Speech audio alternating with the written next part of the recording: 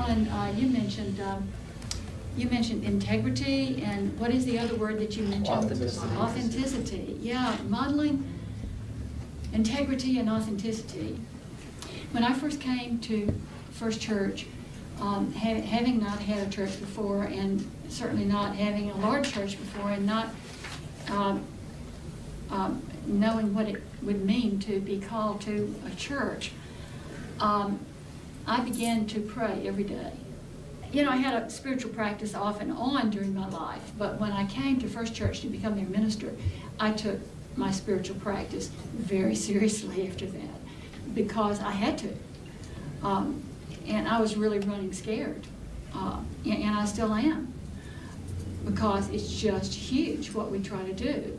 And to be truthful, it's so hard, because you're in this public role, and you want to tell the truth. You don't want to hurt people's feelings, but you have to tell the truth, and you have to be authentic. The other thing that we haven't mentioned, I guess, which is the prophetic voice in the community.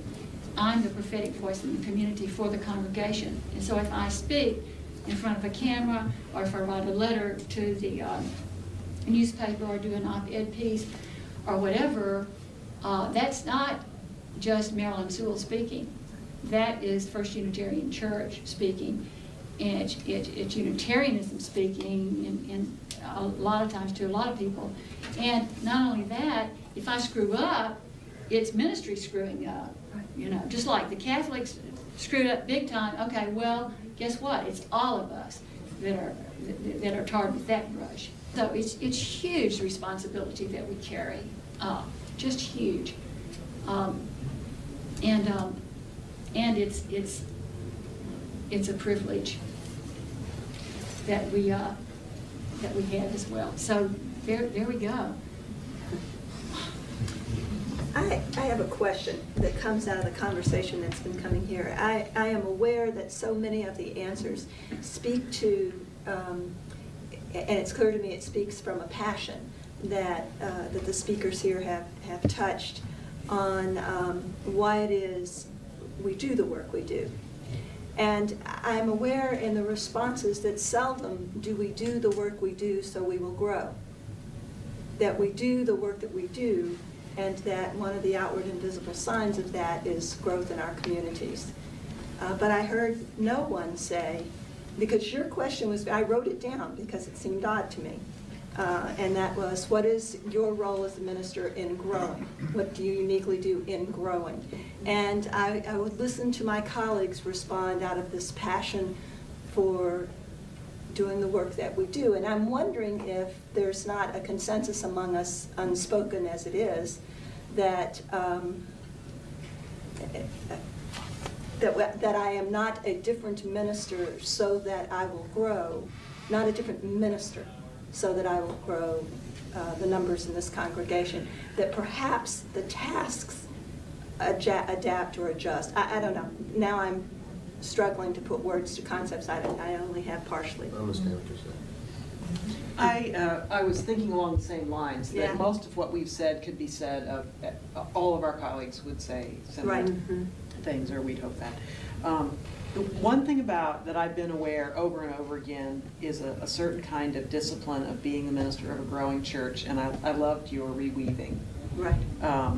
That over and over again you have to reinvent a new wheel, and you just get it started, and you just get it going, and you just can say, oh, thank heavens, I can breathe now, and you're bigger, and you have to reinvent a new wheel, and you have to do a new governance, and you have to try a different kind of program. And I know within myself the temptation to say, I did it, I can't do it anymore. And that is one of the reasons, I mean, I think that would be one of the reasons to say, okay, time to do something else and get out of this situation. But we're all really good at fooling ourselves, and I think we can fool ourselves into thinking we're being responsive when actually what we're doing is not being able or willing to put the sheer work into figuring out what the next step is, or what that building is, how to get that building built, or how to get that money raised, or how to get these people working together who don't like to work together, and how to do policy governance, or all those kinds of things. And it is very easy to derail growth because the minister doesn't have the energy. And I think that happens a lot. I feel like I have a pretty evangelical congregation. You know, my congregation is full of people who found Unitarian Universal, excited about it. This year we went to 2 services. The church had never done 2 services before, and boy, there was so much resistance to going to 2 services. And boy, did we have to push on that. And you're right. If you don't have the energy, then it would have been a lot easier to just say, "Oh, I'm happier preaching 1 service on a Sunday morning." Let's face it, But so there's a lot of energy there. There's a lot of keeping the vision, and there's a lot of constantly reinventing the wheel, and a lot of that comes from us. My internship supervisor used to use the line that ministry has made me a better person than I really want to be. But I would say that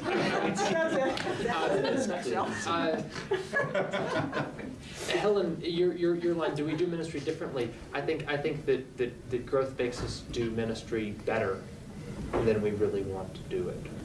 Something that for me has been very important, and I started doing it out of a sense of obligation and modeling, so I had to do this, was being out front greeting people. Mm-hmm.